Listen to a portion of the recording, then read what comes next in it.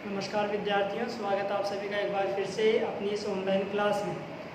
देखिए, पिछले दो क्लासों में हम देख चुके हैं कि किस तरह से भारत में धार्मिक क्रांति का प्रादुर्भाव हुआ, किस तरह से जैन धर्म ने अपना विकास किया। उसी कड़ी में आज हम आगे चल रहे हैं और आगे जब हम चल रहे हैं तो उसमें हम देखेंगे अकबर की राजपूत नीति। हमने शुरुआत में पढ़ा कि भारतीय इतिहास को हम 3 हिस्सों में बांट सकते हैं। एक प्राचीन, दूसरा मध्यकालीन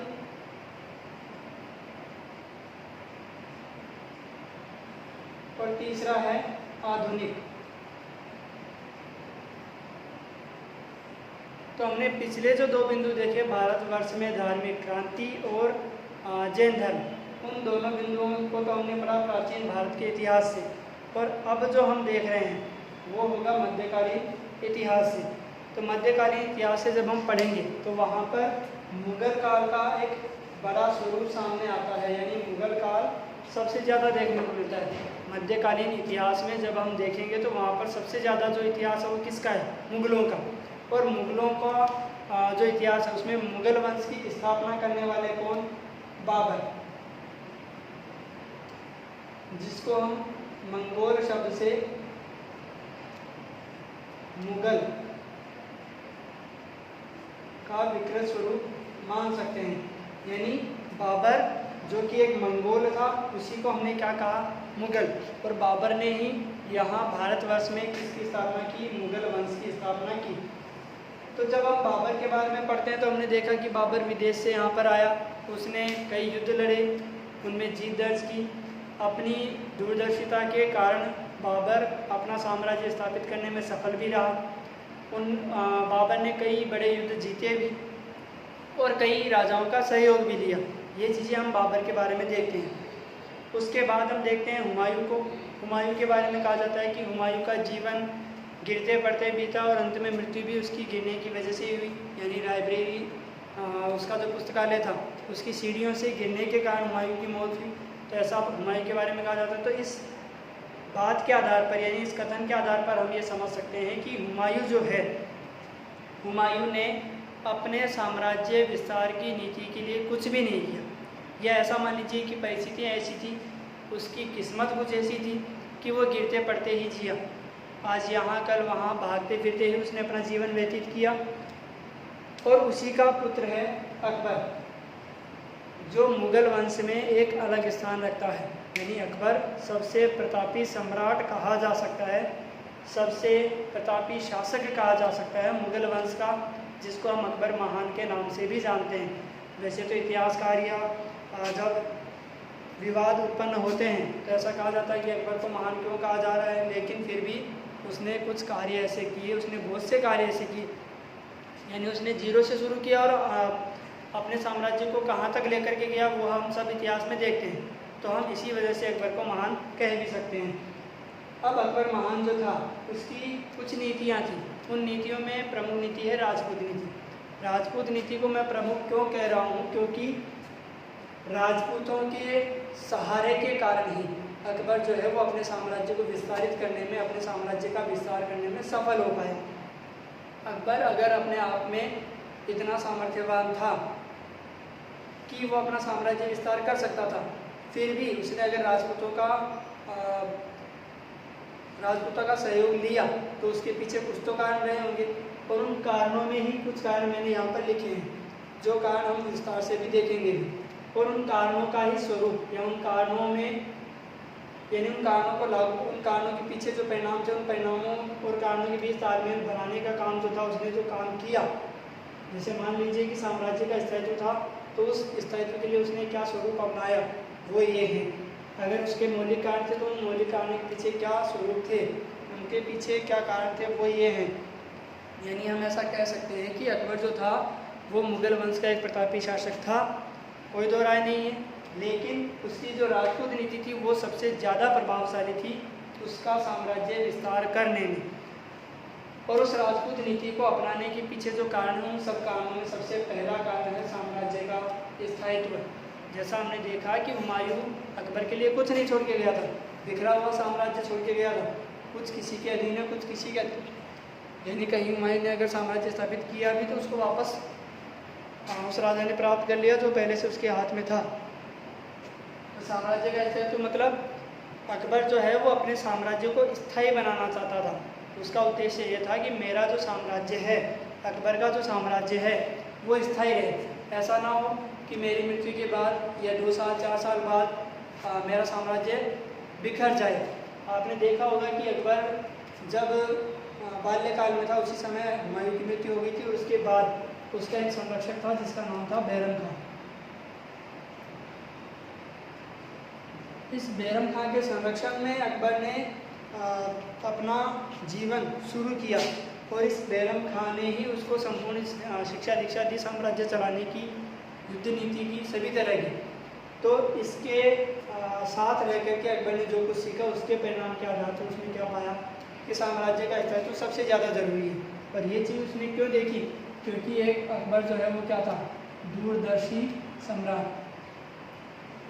वो भविष्य की नीतियाँ पहले बना करके चलता था कि भविष्य में क्या परिस्थितियाँ उत्पन्न हो सकती है, जिनका परिणाम क्या हो सकता है, उसका समाधान मुझे आज ही अगर मैं तलाशना चाहूँ तो क्या हो सकता है। ये चीज़ें यानी ये दूरदर्शिता का जो गुण था वो अकबर में था। इसीलिए उसने अपने साम्राज्य को स्थायित्व प्रदान करना चाहा और इस स्थायित्व प्रदान करने की नीति के फलस्वरूप ही उसने राजपूत नीति का अनुसरण किया। यानी उसने ये देखा कि अगर मैं लोगों का सहयोग लेकर के चलूँगा तो मुझे राजपूत नीति का पालन करना पड़ेगा। कहने का मतलब ये कि जो राजपूत हैं वो प्रतापी सम्राट है, ये उसने बाबर के समय में और हुमायूं के समय में देख लिया था। हुमायूं के समय के इतिहास को देख करके सोच लिया था। तो इसीलिए उसने क्या कहा कि साम्राज्य का स्थायित्व सबसे ज़्यादा ज़रूरी है। फिर दूसरा जो कारण वो है शक्ति संतुलन की आवश्यकता। यानी अकबर क्या चाहता था, शक्ति का संतुलन करना। शक्ति का संतुलन करने से मतलब जो विदेशी शासक थे जो बार बार भारत में आकर के भारतीयों को परेशान करते थे, उस परेशानी से निजात पाने के लिए, उस परेशानी का समाधान प्राप्त करने के लिए ही अकबर ने क्या किया, शक्ति संतुलन की आवश्यकता को महसूस किया। और इस शक्ति संतुलन की आवश्यकता के फलस्वरूप उसने किसको अपनाया, राजपूत नीति को। यानी उसने क्या किया, राजपूतों का सहयोग प्राप्त किया। राजपूतों का सहयोग प्राप्त करके उसने ऐसे लोगों का सहयोग प्राप्त करने की कोशिश की जो उसको मना कर चुके थे। यानी ऐसा होता है ना कि अगर हम किसी व्यक्ति से सहयोग प्राप्त करना चाहते हैं तो हम उसके सहयोगी को पकड़ के लाते हैं कि वो उसकी बात कहना ज़्यादा मानेगा। ठीक वैसा ही यहाँ था कि भारत के जो बाकी सम्राट थे, भारत के जो प्रतापी सम्राट थे, उन लोगों का सहयोग प्राप्त करने के लिए अकबर ने राजपूतों का सहयोग प्राप्त किया ताकि काम आसानी से हो सके। उसके बाद जो अगला कारण है वो है धार्मिक उदारता का प्रभाव। यानी अकबर ये साबित करना चाहता था, अकबर ये दिखाना चाहता था कि उसमें धार्मिक उदारता है। कहने का मतलब जो भारतीय हैं वो मुगलों से सबसे ज़्यादा ईर्ष्या रखते थे। कारण क्योंकि वो मुस्लिम धर्म का अनुसरण करते थे, वो इस्लाम को अपनाते थे। यानी वो मुस्लिम धर्म का पालन ज़्यादा करते थे। ऐसे में उनको डर था कि अगर हम अकबर की अधीनता स्वीकार करेंगे, अगर हम अकबर का सहयोग करेंगे तो हमारे धर्म को क्षति होगी। और उस चीज़ से बचने के लिए अकबर ने क्या किया, धार्मिक उदारता का अनुसरण किया। यानी उसने ये किया कि मुगल होते हुए भी, मुगल वंश का शासक होते हुए भी, मुस्लिम धर्म को अपनाते हुए भी, इस्लाम धर्म को अपनाते हुए भी उसने क्या किया, धार्मिक उदारता का पालन किया। यानी उसने सभी धर्मों को बराबरी पर रखा। उसने क्या किया कि सभी धर्मों के लिए समान नीति नियम लागू किए। किसी धर्म के लिए जैसे जजिया कर की अगर हम बात करें तो जजिया कर क्या था कि अगर हिंदू धर्म को मानने वाले लोग तीर्थ यात्रा वगैरह पर जाना चाहते हैं तो उनको ये कर देना होगा, लेकिन अगर मुस्लिम धर्म के लोग जाना चाहते हैं तो उनको ये कर नहीं देना। और ये चीज़ कब की है, अकबर से पहले की। यानी अकबर के पहले जो मुगल शासक आए उनके लिए, उनके द्वारा ये लागू किया गया, बाबर के द्वारा ये लागू किया गया, हुमायूं के काल में भी ये था। तो इस चीज़ से बचने के लिए, यानी ये जो भेदभाव वाला प्रारूप था, भेदभाव वाला जो सिस्टम था, उसको ख़त्म करने के लिए अकबर ने क्या किया, धार्मिक उदारता को अपनाया कि आप चाहे किसी भी धर्म से हो, आप चाहे किसी भी धर्म का पालन करते हो, आपको किसी तरह की अव्यवस्था का सामना नहीं करना पड़ेगा, ताकि जो राजपूत हैं, जो हिंदू धर्म के शासक हैं, वो हिंदू शासक भी क्या करें, अकबर के समर्थन में आ जाएं। क्यों? क्योंकि इनके मन में फिर भय नहीं रहेगा कि हमारे धर्म के प्रति कुछ अनुचित हो सकता है। और फिर था मौलिक कारण, जिनकी वजह से राजपूत नीति का अनुसरण अकबर ने किया। अब इन मौलिक कारणों में क्या है, एक तो है गुजरात और दूसरा है मालवा। तो अगर आप भारत के मानचित्र में देखेंगे ऐसा कुछ, भारत का मानचित्र अगर आप बना करके देखें प्राचीन भारत का, तो उसमें इस जगह पर होगा गुजरात और इस जगह पर होगा मालवा, और यहाँ पर है दिल्ली, यहाँ आगरा। यानी अगर अकबर को यहाँ तक पहुँचना है तो उसे यहाँ से यहाँ तक पहुँचने के लिए राजस्थान से गुजरना ही होगा, राजपूताना से गुजरना ही होगा। और इसी चीज़ का फ़ायदा उठाने के लिए, यानी उसके मार्ग में, उसके रास्ते में कोई व्यवधान उत्पन्न ना हो, कोई परेशानी ना आए, अकबर ने क्या किया, राजपूत नीति का अनुसरण किया। अकबर ने राजपूत नीति को अपनाया, क्योंकि अकबर जानता था कि अगर राजपूतों का सहयोग प्राप्त हो जाएगा तो उसे मालवा और गुजरात को जीतने में या वहाँ अपना शासन स्थापित करने में कोई परेशानी नहीं आएगी। तो ये थे अकबर की राजपूत नीति के कारण, जिसकी वजह से अकबर ने राजपूत नीति का अनुसरण किया। अब इस अकबर की राजपूत नीति के कारणों के बाद जो उसका स्वरूप था कि अकबर ने उस राजपूत नीति को अपनाते हुए किस तरह का स्वरूप रखा, यानी किस तरह से उसने राजपूत नीति का पालन किया, वो उसके स्वरूप में बिंदु आएंगे। और उन बिंदुओं में हम देखेंगे कि अकबर ने क्या क्या चीज़ें रखी, जिसके आधार पर राजपूतों को उसने प्रसन्न करने का पूरा प्रयास किया। और उन प्रयासों में सबसे पहले वैवाहिक संबंधों की स्थापना। आपने देखा होगा कि अकबर खुद एक हिंदू रानी से विवाह करता है, जिसको हम कई जगहों पर जोधाबाई के नाम से जानते हैं। और ये जोधाबाई थी कौन, आमेर के कछवाह राजवंश की राजकुमारी।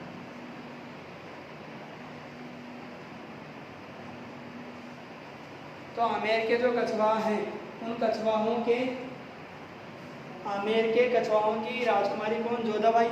और जोधाबाई का विवाह किससे हुआ, अकबर से। और अकबर ने ऐसा क्यों किया, वैवाहिक संबंधों की स्थापना के लिए। यानी अकबर ने अपने विवाह संबंध हिंदुओं से ज़्यादा बढ़ाए, राजपूतों से ज़्यादा बढ़ाए, ताकि राजपूत धर्म संबंध में बंध जाए, राजपूतों के साथ धार्मिक रूप से जुड़ा हो जाए। राजपूतों के साथ वैवाहिक संबंध अगर बनेंगे तो रिश्तेदारी वाला जो सिस्टम है वो बन जाए। तो इसका लाभ किसको मिलेगा, अकबर को। क्योंकि आप जानते हैं कि हिंदू धर्म में जो वैवाहिक संबंध है वो केवल एक कल्पना नहीं है, केवल एक रीति नहीं है, बल्कि भावनात्मक जुड़ाव है। तो इसी चीज़ का फायदा अकबर ने उठाया और अकबर ने जोधाबाई से विवाह किया। ठीक उसी तरह से उन्होंने अपने पुत्र जहांगीर का विवाह भी, जहांगीर का विवाह भी हिंदू रानी से ही करवाया। जोधपुर की हिंदू रानी से करवाया ताकि वैवाहिक संबंध प्रगाढ़ हो सके, मजबूत हो सके। फिर है राजपूतों की उच्च पदों पर नियुक्ति। जैसे उन्होंने भारमल को 5000 का मनसबदार प्रदान किया। यानी अकबर के जो नौरत्न थे, अकबर के दरबार में जो नौरत्न थे, उन नौरत्नों में आप देखेंगे कि किस तरह से हिंदू धर्म को मानने वाले लोग या मंत्री वगैरह जो हैं वो ज़्यादा थे। और इसी चीज़ का फ़ायदा अकबर को मिला भी। यानी अकबर ने उनको अगर मंत्री पद दिए तो उन मंत्री पदों के परिणाम स्वरूप ही अकबर ने क्या किया, उन मंत्री पदों के परिणाम स्वरूप ही अकबर ने अपनी राजपूत नीति को मजबूत किया।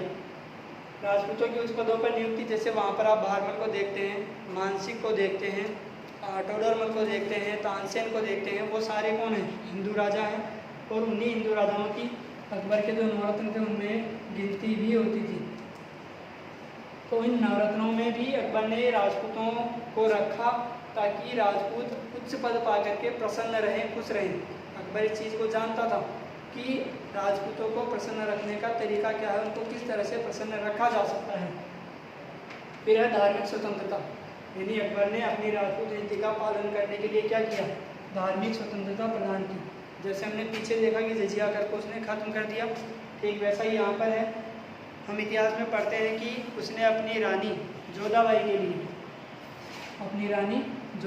लिए क्या किया, जब जोधाबाई के साथ अकबर का विवाह हुआ तो ये माना जा रहा था कि उसे भी जाकर के यानी जोधाबाई को भी जाकर के मुग़ल दरबार में मुग़लों के समान रहना पड़ेगा, पहनावा पहनना पड़ेगा, इस्लाम धर्म को अपनाना पड़ेगा। लेकिन अकबर ने ऐसा कुछ नहीं किया। अकबर ने क्या किया, जोधाबाई के लिए अलग से अपने महल में कृष्ण का एक मंदिर बनवाया, जिससे राजपूत और जोधाबाई जो है वो काफ़ी प्रसन्न हुए। तो ये चीज़ जो है वो क्या है, धार्मिक स्वतंत्रता। इसी तरह से उसने एक नए धर्म का प्रारंभ किया, जिसका नाम क्या रखा उसने, दीन-ए इलाही। और ये जो दीन-ए इलाही है, इसमें क्या था, अकबर ने ऐसा कह दिया कि प्रत्येक धर्म का व्यक्ति यानी किसी भी धर्म का व्यक्ति इस धर्म को अपना सकता है और अपने हिसाब से पूजा अर्चना कर सकता है। यानी वहाँ पर ऐसा कुछ नहीं था कि आप नमाज अदा करेंगे, आप पूजा अर्चना करेंगे, आप हवन इत्यादि करेंगे, ऐसा कुछ नहीं। दीन इलाही में ये था कि अकबर ने एक नया धर्म चला दिया अपने स्वरूप के आधार पर, और ये कहा कि राजपूत नीति का अनुसरण करते हुए यानी राजपूत नीति का पालन उसको करवाना था। इसलिए उसने क्या किया, धार्मिक स्वतंत्रता प्रदान की। और उसमें बहाना क्या बनाया, दीन इलाही का। यानी उसने दीन इलाही को लागू करके ये कह दिया कि आप अपने धर्म के प्रति स्वतंत्र हैं, आप जैसे चाहें अपने धर्म का पालन कर सकते हैं, पूजा अर्चना कर सकते हैं। फिर है अभयदान द्वारा संबंधों की घनिष्ठता, यानी अकबर के अधीन जो राजा आ गया उसको अकबर ने क्या दे दिया, अभयदान। यूँ मान लीजिए कि जोधाबाई जो थी उनके भारमल, भगवान दास, मानसिंह,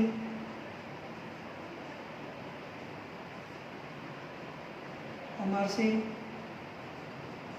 जो प्रताप का पुत्र है, इस तरह के कई राजा थे। उन लोगों को अभयदान दिया गया। अभयदान का मतलब जिसने अकबर की अधीनता स्वीकार कर ली उसको अकबर ने ये कह दिया कि आप मेरे अधीन रह करके अपना शासन चलाएंगे, बदले में आपको सुरक्षा प्रदान की जाएगी। यानी जो आपका स्वरूप है, पहले से आप जिस तरह से शासन कर रहे हैं तरीका वही रहेगा, बस आप मेरे अधीन रहेंगे। तो इस तरह से अभयदान दे करके। और दूसरा, अगर किसी ने युद्ध किया भी तो उस युद्ध में विजय प्राप्त करने के बाद उसके मन में जगह बनाने के लिए अकबर ने क्या किया, हारे हुए राजा को भी अभयदान दिया, ताकि वो अभयदान प्राप्त करके राजा उसकी यानी अकबर की अधीनता स्वीकार कर ले। और इससे होगा क्या, संबंधों में घनिष्ठता, यानी उनके संबंध मजबूत होंगे। अगर अकबर उसकी मृत्यु कर देता है या उसे जेल में रखता है तो वो पश्चाताप या बदला लेने के लिए प्रताड़ित होता रहेगा, यानी एक तरह से तड़पता रहेगा। और उसी चीज़ से बचने के लिए, उसी परिणाम से बचने के लिए अकबर ने क्या किया, अभयदान दिया। और अभयदान प्राप्त करके राजा उसके अधीन अपने शासन को चलाने लगे। फिर अंत में है सामाजिक सुधार, यानी समाज में जितनी कुरीतियाँ व्याप्त थी उन कुरीतियों को खत्म करते हुए, उन कुरीतियों में सुधार करते हुए अकबर ने क्या किया, समाज में सुधार किया, सामाजिक सुधार किया। ताकि सामाजिक सुधार को देखते हुए, जैसे राजपूतों में सती प्रथा काफ़ी प्रचलित थी, उस सती प्रथा के लिए या फिर कन्या वध के लिए या फिर स्त्री शिक्षा के लिए अकबर ने काफ़ी प्रयास किए। महिलाओं की स्वतंत्रता के लिए अकबर ने प्रयास किए, जिसको हम सामाजिक सुधार मान सकते हैं। और इसी सामाजिक सुधार के आधार पर हम ऐसा कह सकते हैं कि राजपूत या दूसरे जो हिंदू शासक थे वो हिंदू शासक अकबर की अधीनता स्वीकार करने को तैयार हुए। और ऐसा अकबर ने क्यों किया, अकबर की राजपूत नीति के अधीन किया। अकबर ने अपनी राजपूत नीति के अधीन किया ताकि उसकी राजपूत नीति का जो परिणाम है वो वैसा ही हो जैसा वो चाहता है। और इन्हीं चीज़ों के आधार पर अकबर ने अपने साम्राज्य को विस्तारित किया, अपने साम्राज्य को इस तरह से प्रदान किया। ये चीज़ें थी जो हमने अकबर की राजपूत नीति के अधीन पढ़ी, जानी और समझी। और इनका परिणाम क्या हुआ, अकबर का एक स्थायी साम्राज्य, एक लंबे समय तक चलने वाला साम्राज्य, जिसके कारण अकबर को सम्राट कहा जाता है, महान सम्राट कहा जाता है। मुग़ल वंश में, मुग़ल शासकों में वो अपना एक महत्वपूर्ण स्थान रखता है। तो ये थी आज की क्लास, फिर मिलेंगे अगली क्लास में। तब तक के लिए धन्यवाद।